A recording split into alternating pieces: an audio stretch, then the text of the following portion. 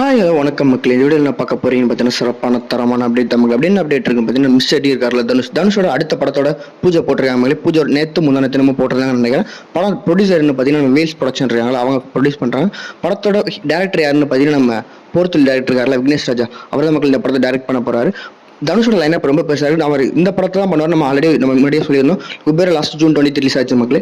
அதுக்கப்புறம் அடுத்து அவர் என்ன படம் பண்ண போறாரு, ஹெச்னு கூட படம் பண்ண போறாரா இல்லை வந்து நம்ம இட்லி கடை வந்து போஸ்ட் ப்ரொடக்ஷன் ஒரு பக்கம் போயிட்டு இருக்காரு, ஃபுல்லாக முடிச்சுட்டு தான் இந்த படம் பண்ண போறாருன்னு டவுட் போயிட்டே இருந்துச்சு. அது பேரலாக பார்த்துட்டு அப்புறம் இந்த படம் வந்து 90 days ஷெடியூல் டேட் கொடுத்துருக்காரு அப்படிங்கிற மாதிரி சொல்லப்படுது மக்களே. வெயிட் பண்ணி பார்க்கலாம். இந்த படம் எவ்வளோ சீக்கிரம் முடிக்கணுமோ அவ்வளோ சீக்கிரம் முடிக்கணும் மாதிரி அவர் ஃபுல் ஃபோர்ஸில் டே அண்ட் நைட் அவர் பண்ணிட்டு இருக்காரு. மேக்ஸிமம் இப்போ ராயனுக்கு அடுத்து அவர் ஃபுல் ரேஜில் அவர் பண்ணிட்டு இருக்காரு. அடுத்தடுத்து அவர் படம் ரிலீஸ் ஆகிட்டே இருக்கு மக்களே.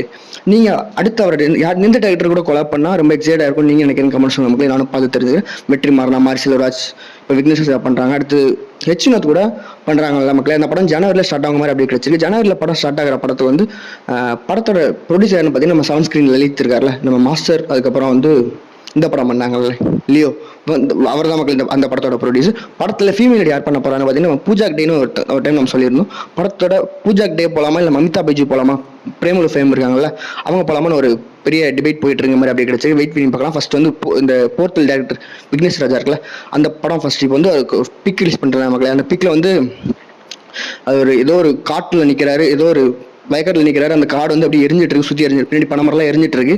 பார்க்கும்போது இப்போதைக்கு அந்த ஏதோ ஒரு வில்லேஜ் சப்ஜெக்ட்ல எரிஞ்சிட்டு இருக்க மாதிரி தெரியுது மக்களே.